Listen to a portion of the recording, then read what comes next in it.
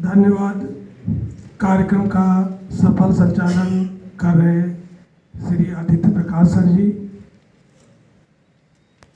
सर्वप्रथम आज के इस कार्यक्रम की अध्यक्षता कर रहे परम आदरणीय सीएमई महोदय, उपस्थित सभी सम्मानित पदाधिकारीगण, एसोसिएशन एवं यूनियन के सभी कर्मचारी प्रतिनिधिगण, उपस्थित सुपरवाइजर वर्ग, साथी कर्मचारी साथियों एवं पत्रकार साथियों, आप सभी लोगों का इस बाबा साहब के पुण्यतिथि या महापरिनिर्वाण दिवस के इस अवसर पर हार्दिक स्वागत, वंदन एवं अभिनंदन करता हूं और धन्यवाद देता हूं कार्मिक विभाग को, जिसके द्वारा इस कार्यक्रम का ये आयोजन किया जा रहा है। जैसा कि उपस्थित सभी लोग ये जानते हैं कि बाबा साहब आधुनिक भारत के महान शिल्पी थे, एक अच्छे संविधान के निर्माण करता थे। भारत रत्न या विश्व में आपको विश्व रत्न भी कहा जाता है, बोधिसत्व तमाम उपनामों से आपको जाना जाता है।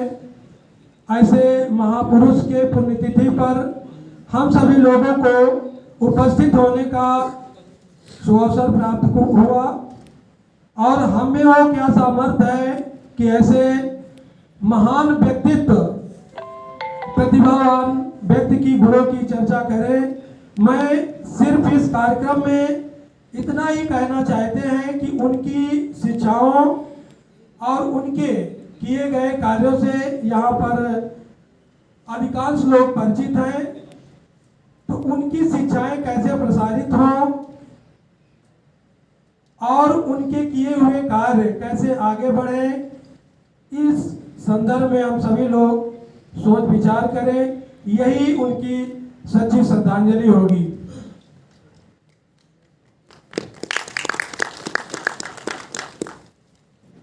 जैसा कि यहाँ पर उपस्थित सभी लोग उनके जीवन संघर्ष, त्याग, बलिदान, परिश्रम एवं उनके द्वारा किए गए सामाजिक उत्थान के कार्यों से भली बात परिचित है। हमें गर्व है कि ऐसे महान विभूति का जन्म हमारे देश में हुआ, जिसके अनुयायी हमारे देश में ही नहीं अपितु पूरे विश्व में है और उनके बताए गए रास्ते पर प्रतिबद्धता से चलने के लिए कटिबद्ध रहते हैं। हमारी उपस्थित सभी साथियों से अनुरोध है कि आज के दौर में हम सभी लोग एक शिक्षित समाज से बिलोंग करते हैं और प्रत्येक बैठे हुए कर्मचारी और अधिकारी 30, 40, 50, 1 लाख, 1.5 लाख रुपया वेतन पा रहे हैं। ऐसी स्थिति में हम विचार करें कि जो 10,000 रुपये प्रति मास कमाता है वो अपने जीवन का यापन कैसे करते होंगे और अपने बच्चों की शिक्षाएं कैसे प्रदान करते होंगे। तो मेरा ये निवेदन है यहाँ पर उपस्थित सभी साथियों से कि वो जिस समाज में रहते हैं या जिस गांव से आते हैं, जिस परिवेश में रहते हैं या अपने रिश्तेदारी में कोई एक ऐसे गरीब बच्चे को गोद लें, जिसकी पढ़ाई करवाएं और पढ़ाई करा करके उसे आगे बढ़ाने में प्रयास करें। यही बाबा साहब का उद्देश्य था, यही उनका सपना था और यही सच्ची श्रद्धांजलि होगी।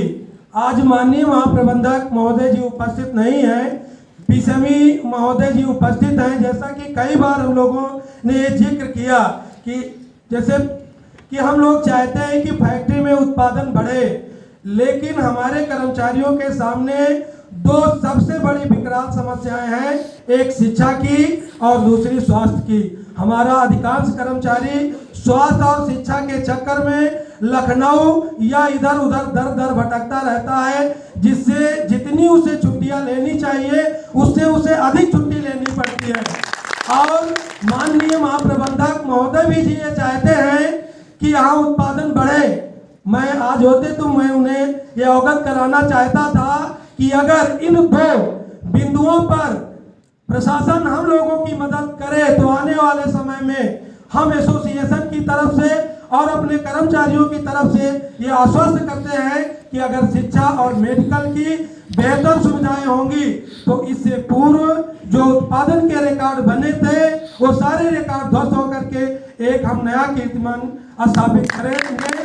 इस आशा और विश्वास के साथ एक बार पुनः आप सभी लोगों का हार्दिक आभार प्रकट करते हुए और बाबा साहब की जो शिक्षाएं हैं उन्हें आगे बढ़ाने के लिए सिर्फ हम औपचारिकता ही ना करें कि किसी कार्यक्रम में आए शामिल हो जाएं।